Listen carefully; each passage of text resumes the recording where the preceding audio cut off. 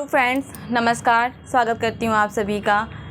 कल जो वीडियो मैंने शूट किया था, मैंने कहा था कि वो सभी प्रश्न पत्र आपको हल करने चाहिए जिसके लिए आप एलिजिबल हैं, और प्रयास और कोशिश ये भी करिए कि जिसके लिए आपकी पात्रता सिद्ध है वो आप हर एक एग्ज़ाम दीजिएगा।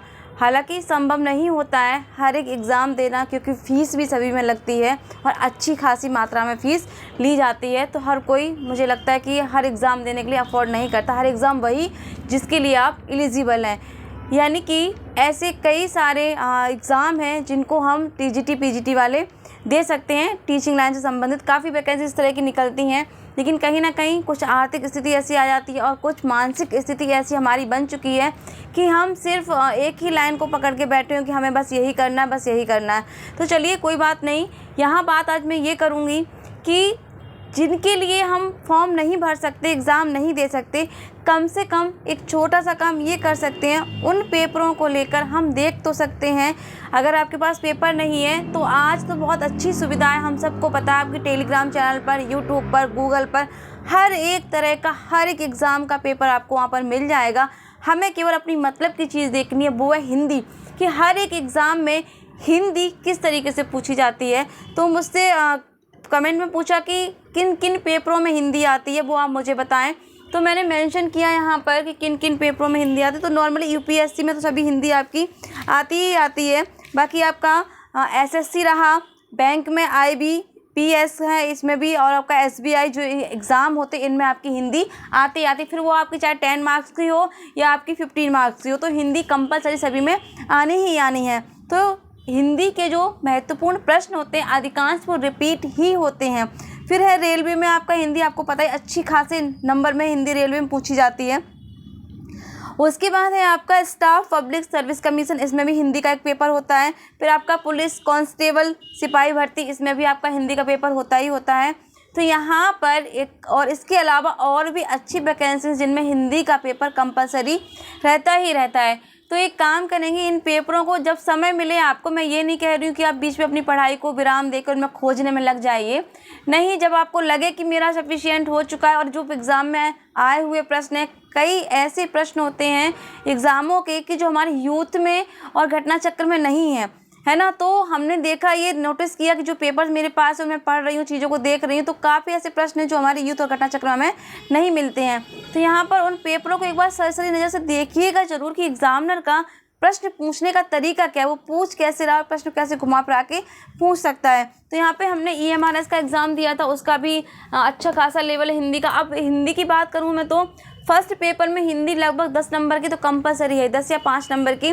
जिस किसी का भी फर्स्ट पेपर होता है उसमें हिंदी वो कंपलसरी कर दी गई है, तो आनी तो जाहिर सी बात है।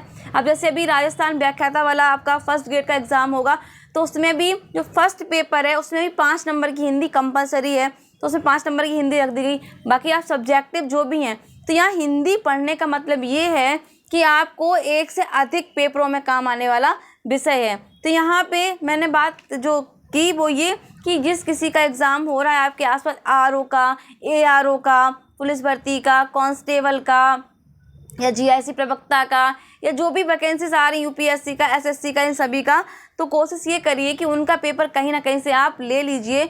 यूट्यूब पे, गूगल पे, आपके आस पड़ोस में कोई है तो पेपर ज़रूर लीजिएगा और उसको सरसरी नज़र से देखिएगा कि इसमें इस बार कैसे प्रश्न पूछे गए हैं। हालांकि वैसे हमारे यूट्यूब चैनल पर काफ़ी अच्छे ऐसे चैनल्स हैं जो तुरंत कोई पेपर होता है उसको सॉल्व करवाते हैं। तो मेरे पास यहाँ देख सकते हैं आप, ये पेपर देख के शायद आपको अंदाज़ा कुछ लग जाए, और नहीं भी लग सकता है क्योंकि यहाँ पे ऐसा कुछ मेंशन नहीं है। और आप ये भी देख सकते हैं, ये पेपर मैंने नहीं दिया है, मैंने ये पेपर कहीं से कलेक्ट किया है। तो यहाँ पे आप बाकायदा देख सकते हैं कि मैंने ये पेपर कलेक्ट किया, मांगा मैंने किसी से, और ये पेपर है कांस्टेबल का, ठीक है। तो ये पेपर है कांस्टेबल का। और तो यहाँ पर मेरी इच्छा यही थी कि मैं हिंदी का लेवल देखूँ इसमें, कि हिंदी का लेवल क्या रहा है। तो इसमें प्रश्न नंबर 1 से लेकर हिंदी के प्रश्न को लाए थे इसमें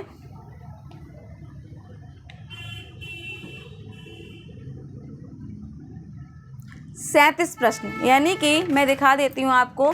37 प्रश्न, 1 से लेकर 37 प्रश्न। 1 नंबर यहाँ से शुरू होगा, आपको दिख रहा होगा, प्रश्न नंबर 1 यहाँ से शुरू होगा और आपका लास्ट जाएगा 37। काफ़ी अच्छे प्रश्न थे इसमें पुलिस के एग्ज़ाम के पेपर में, जो फर्स्ट पेपर हिंदी का है इसमें। तो यहाँ पे 37 नंबर तक ये रहा आपका, यहाँ तक ये देखिए, आप देख सकते हैं यहाँ पर, शायद आपको उल्टा दिख रहा हो, बस थोड़ा सा मैनेज कर लीजिए।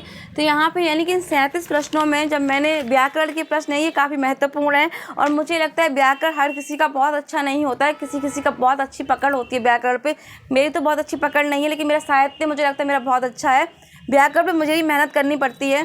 तो यहाँ पे जब मैंने इसको सॉर्ट आउट किया पेपर को, 37 में लगभग मैंने इसमें आराम से 30 प्रश्न मैंने खुद से कर लिए थे। तो यहाँ पे जो रहे 7 प्रश्न को मैंने खोजा और देखा, सर्च किया, फिर उनका सही आंसर देखा, तो मैंने इसको टिक करके भी रखा हुआ है। पूरे पेपर को मैंने जहाँ जहाँ मुझे लगे तो मैं इनको टिक ज़रूर कर लेती हूँ। जहाँ नहीं आता वो सर्कल कर देती हूँ और टिक कर लेती हूँ इस तरीके से। तो आप देख सकते हैं यहाँ पर। तो यहाँ कहने का मतलब यही है। बाकी काफ़ी ऐसे और भी पेपर हैं जो मैंने प्रिंट आउट निकलवाए हैं और ये देखा कि पेपर का लेवल कहाँ तक जा सकता है और क्या, उससे हमें आइडिया लग जाता है कि हमें किस लेवल की तैयारी करनी है और कितना डीपली हमें पढ़ना है कहाँ तक। तो आधी समस्या मुझे लगता है यहाँ से हल हो जाती है। जब हम पेपर को देखते करते हैं तो समस्या हल हो जाती। बाकी मेरे तो मैं कल भी दिखाई थी नोट्स, तो मुझे मंधुजा जी बोली कि क्या शेयर करेंगी। बिल्कुल शेयर करूँगी, लेकिन जब थोड़ा समय मिलेगा मुझे तो मैं अपने नोट्स बिल्कुल शेयर करूँगी, लेकिन थोड़ा समय मिलने दीजिए क्योंकि मैं अभी व्यस्तता में हूँ। तो यहाँ पर PGT की मेरे सारे ये नोट्स ये अलग हैं, कल जो दिखाए थे वो मेरे अलग हैं, या स्पेशली अलग है। PGT 2 इस तरीके से हैं ये मेरे सारे। तो यहाँ पे ये इस तरीके से, तो ये सभी PGT से ही संबंधित हैं और ये अच्छे नोट्स हैं। और अब बता दूँ आपको, ये PGT में आपके KBS के नोट्स हैं मेरे हिंदी के, जो कि मैंने बहुत दूर से मंगवाए थे। आज जो भैया KBS में खुद सिलेक्टेड हैं, मैंने ये नोट्स उन्हीं से ही मंगवाए थे। तो वहाँ से उन्होंने मुझे ये भेजे थे नोट्स बाय पोस्ट। तो मैंने काफ़ी संभाल कर रखे हुए हैं, क्योंकि किताबें एक ऐसी अच्छी वस्तु है जिनको आप जितना केयर करेंगे उतनी वो आपकी केयर करेंगे। तो मैं चीज़ों को, अपनी किताबों को, नोट्स को बहुत संभाल कर रखती हूँ। केवल उद्देश्य सरकारी नौकरी लेना नहीं है, उद्देश्य ये है कि जिस विषय को आप पढ़ रहे हैं उस विषय में आपको अच्छी जानकारी होनी चाहिए, ताकि आप टीचर सरकारी हो या प्राइवेट, जो शिक्षा आप दे रहे हैं वो शिक्षा सटीक हो और सही हो, गलत ना हो। ये आपका प्रयास होना चाहिए। पहले तो आप यही सोचिए कि सबसे अच्छा ज्ञान खुद मुझे होना चाहिए, तभी आप सामने वाले को अच्छे से समझा सकते हैं। तो यहाँ पर केवल उद्देश्य सरकारी नौकरी मत बनाइए, ये भी बनाइए कि आप अच्छे शिक्षक हैं, चाहे आप प्राइवेट हो या गवर्नमेंट हो। जो आप चीज़ें ले रहे हैं और उसको सामने वालों को अच्छे से एक्सप्लेन कर सकें, आपकी बात बच्चों को बहुत अच्छे समझ में आ जाए सरल तरीके से। तो सबसे अच्छी महानता शिक्षक की यही होती है कि आप जो अपने बच्चों को कंटेंट देना चाह रहे हैं, बच्चा वो बहुत अच्छे से उसको समझ पा रहा है ईजिली वे में। तो बस यही कहूँगी कि जो पेपर्स आपको मिले, जहाँ से जो मटेरियल मिल सकता है, जब समय मिले एक बार उसको सही नज़र से देखिएगा, ज़रूर प्रयास ज़रूर करिए। बाकी आप जिस तरह अपनी कंटिन्यू पढ़ाई कर रहे हैं करते रहिएगा और अपना 100% देने की हम बिल्कुल कोशिश कर ही रहे हैं। बाकी क्या है क्या नहीं वो हम नहीं कह सकते, लेकिन अपना अपना प्रयास हम सभी 100% दे रहे हैं। तो बस यही वाणी को विराम देना चाहूँगी और बस ये आपसे रिक्वेस्ट भी करूँगी कि आप ज़रूर करिएगा, आपको हेल्प मिलेगी एक पेपर का क्राइटेरिया समझने में। तो इसी के साथ नमस्कार, जय हिंद, जय भारत।